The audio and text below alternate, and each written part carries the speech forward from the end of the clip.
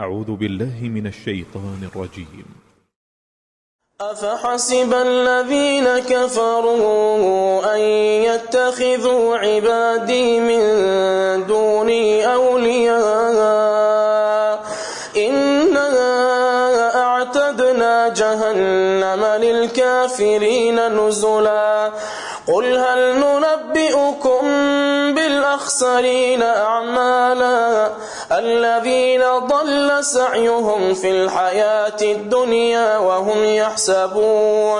وهم يحسبون أنهم يحسنون صنعا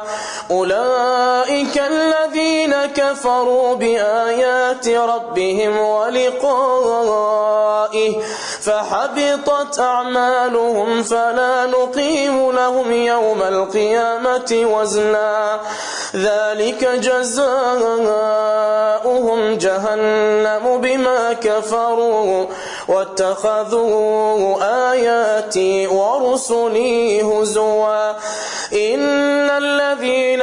آمنوا وعملوا الصالحات كانت لهم جنات الفردوس نزلا خالدين فيها لا يبغون عنها حولا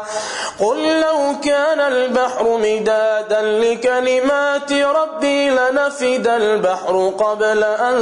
تنفد كلمات ربي ولو جئنا بمثله مددا قل إنما